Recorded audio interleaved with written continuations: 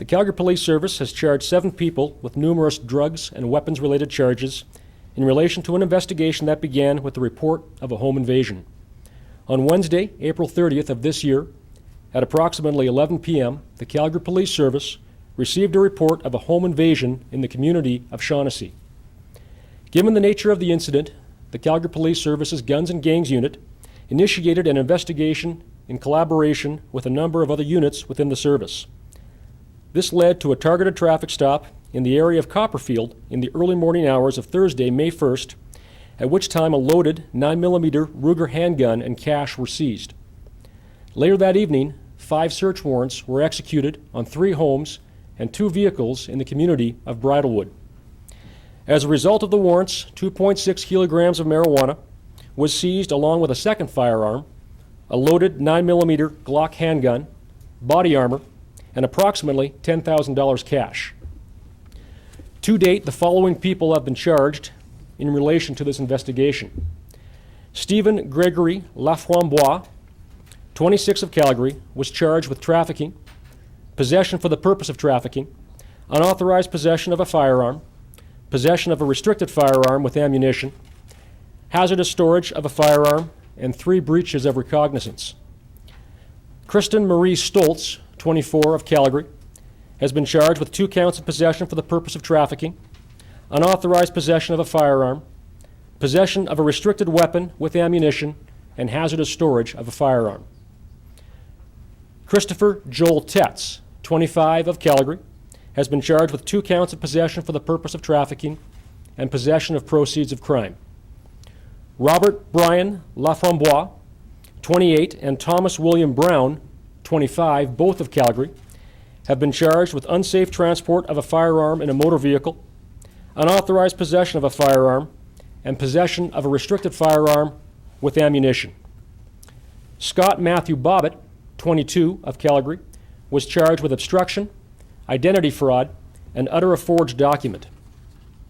And Ryan Ronald Little, 32, of Calgary, was charged with 2 counts of possession for the purpose of trafficking and possession of proceeds of crime. The investigation into the home invasion is ongoing, and this is not believed to be a random incident. Can you explain how the home invasion tied into everything? Like how, just explain, kind of fill in the blanks between the home invasion and the traffic stop and everything. Like How does the home invasion, the traffic stop, and this bunch of drugs and drug charges you see in front of you, right? Okay. And yes, I understand why you're asking that. This is a home invasion investigation. As a result of where the investigation led us, we executed 5 different search warrants. The warrants are being executed in relation to the home invasion investigation, but once we're into these houses and into these cars, we're lawfully placed to see what we see. And in this case, what you see before you is what we saw. We seize it, and that forms the basis of the charges that I've read out to you today. As far as the home invasion charges, that part of the investigation is still ongoing, and there are certainly still charges pending. But as a result of the number of bodies that we took into custody, and as a result of the amount of evidence that we gathered that, quite frankly, we didn't know what to expect when we went into the houses and the cars, our investigators right now are working in real time as we speak to piece everything together and see where it takes us. And as I say, there likely will be further charges pending. So, but can you explain, like, what was the home invasion? Like, what was, like, let's pretend we're just talking about the home invasion today. All by itself. The home invasion. Can you elaborate on that? I can't, because we don't know that right now. That's one of the pieces we're trying to put together. That was a spontaneous event. It was no different than someone calls up and says, I've been robbed, and we've responded to it now, and now we have to play catch up with the investigation and piece everything together. We're a little further ahead, which is a nice thing because of the evidence we have here in front of us, but now we have to do the long game work of putting it all together. So you went to the home invasion house, or the reports of the home invasion, and what did you find? Like, you didn't find this stuff there. You found a tip that led you to the traffic stop, that led you to search warrants. Is that accurate? Okay. Well, to go back to the home invasion, because I'm sure there's questions about that as well, the home invasion involved a lone female victim. Firearms were used and pepper spray was used. And obviously the Calgary Police Service is always concerned when you have violent offenses like that taking place in the privacy of people's own homes. Going beyond the home invasion, beyond the call for help to the Calgary Police Service, what we had was a situation where information came to light as a result of almost good fortune as much as anything else. We have, in the city of Calgary, we have a variety of resources that are out in the community doing a variety of things. It could be operational, it could be community service orientated, it could be investigative, and it could be in various capacities, plainclothes, covert. And sometimes there are officers out there that are just in the right place at the right time to see things that they think are suspicious, but they don't quite know why. And then tangible things will happen, like this home invasion, and we're well placed to put the pieces together in short order. And that's kind of what happened here. We had officers out in the community, completely unrelated to this home invasion, that saw some things that didn't sit right, and then when the report came in, we were able to use some of that information to get us on the right track to execute these search warrants, which led to the evidence, which now takes us to the next stage where our investigators start combing through everything and trying to piece it all together. Does that make sense? I think so. So Okay. one more question for me. So Yes. the suspect that you got in the traffic stop, or that you... There were multiple suspects from multiple yes. Okay, the person you stopped in Copperfield, Yes. was that like the suspect of the home invasion? Like the suspected home invader, or was it just... And right now, with the multitude of bodies we have here, so far we've got 7, and again, possible other bodies involved, possible future charges. I'm kind of forecasting a bit here. That's one of the questions we're trying to figure out, is how does everybody fit into the big picture, especially in relation to what started the whole thing, which is the home invasion call, and we're just not quite there yet, but we're working actively towards it. So in that home invasion of the victim was known to the suspect? They knew each other somehow? That'll be one of the things we're trying to figure out as well. In Calgary, when it comes to, generally speaking, when it comes to home invasions, there is always some sort of direct or indirect link between the offenders and the victims. And part of what we're going to try and do is figure out what that link is. In this case, we know enough now to satisfy ourselves this was not a random event. Beyond that, the specifics, we're trying to ascertain those. Are any of the 7 or any some of the 7 known to police before? When it comes to the nature of this sort of investigation, what we tend to stick to is just that these are the 7 that we've charged, these are the offenses that we know about right here today. Beyond that, there's nothing more that I have to say about that at this time. I'm sorry, is one of the suspects or one of the accused a woman?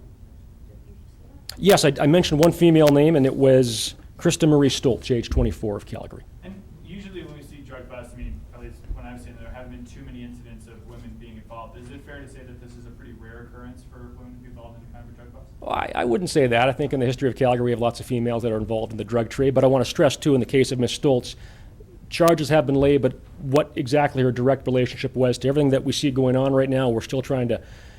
This is kind of like a clown car. More people came out than we expected, so we're trying to figure out where they all fit now. Are these people all in custody right now?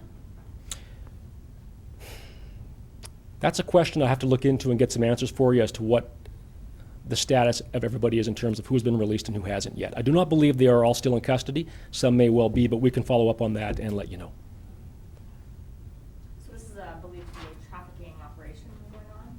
The allegation that we're making with the charges is that what you see here is indeed indicative of drug trafficking, absolutely. It seems like a fairly low-level seizure, though. It's not a tremendous amount of pot. It's really hard to say. Yeah, and I appreciate what you're saying, relatively speaking, but again, I would stress, we weren't looking for a drug operation in the course of this home invasion investigation, and really we stumbled upon something, and really with any drug trafficking operation, you never know which piece necessarily you've picked off or where they were in terms of supply. It's really, there are a lot of things that we just don't know in terms of why the quantity was what the quantity was. There could be a variety of reasons for it. It's hard to speak intelligently to it. I'm not sure if you're able to answer this, but you did mention that, you know, you were called to this home invasion, and then during the course of the investigation, some officers were in the right place at the right time. So is it just that they were investigating something else, and then that information led back to the home invasion, or led to... I'll give you an example, because yes, you're asking what I've tried to kind of answer, but I get it's kind of convoluted. I used to be a mountain bike cop downtown years ago. One day I'm riding along, and I see a guy running like he's being chased by some demon down the street. Everything about it strikes me as wrong. I keep an eye on him, thinking it's kind of weird. Within about 1 minute, a report of a bank robbery comes in, similar description. I'm going, that's going to be the guy. And so I wind up chasing him down, taking him into custody, and sure enough, he's the bank robber. This is kind of a protracted example of the same thing happening. Officers uninvolved in any of this, out doing other things, seeing things that are suspicious to them, but not quite knowing how to put them in context. And then over the radio, perhaps, comes a call of a home invasion, and they go, I bet you that's connected, and they start putting the pieces together. Does that make sense? Yes. Okay. Then the problem, though, is that what the officers might be doing out there unrelated to this may be sensitive in nature, and I can't speak specifically perhaps to what it was that they were doing out there. Again, we have a variety of units out there doing a variety of things. Some are plain clothes, some are covert. And is it expected that some of these people who've already been charged could be facing further charges in relation to the home invasion? Absolutely, yes. So you're saying they are related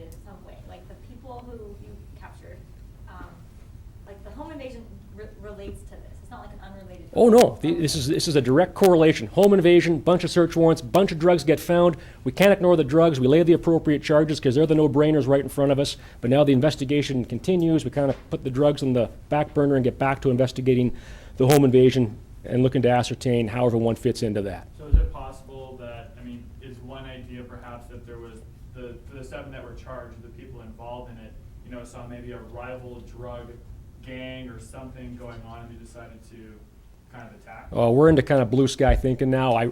It's hard to answer that. We don't know what the motive was for the home invasion yet, but that's something we're hoping to figure out, absolutely. But again, I'm sorry to beat this dead horse, but going to the home invasion, you found information out from this woman, or you found something in that house or at that call that led you to further investigation? Can you just say what it was? You know, to be honest with you, the predominance of investigative direction that we took, I'd have to sit down and really measure out how much came from the victim himself versus how much came internally from our own officers that, again, were just fortuitously well-placed to pass on information to us that we were able to act on. Is this a big seizure in your mind in terms of getting drugs off the street? Can you You know, the getting drugs off the street, as one person already pointed out, it's not a huge quantity, but it is a quantity of drugs. We are alleged being trafficked. The important thing for us is the degree of violence involved in the home invasion here, and the use of firearms, and the fact that we've got 2 more firearms off the street would be, to me, the most important part of this. I don't know if you mentioned this already, but was that woman injured in the home invasion? The woman received minor injuries in the course of the home invasion, has since been treated and released. So again, the home invasion involves somebody coming to her house, like forcing their way in with a firearm and pepper spray, you said? Yes, our understanding is firearms and pepper spray were used in the course of the home invasion. Was there anybody, do you know if there was anybody else in the home at the time? If it was just that lone female? Our understanding is a lone female.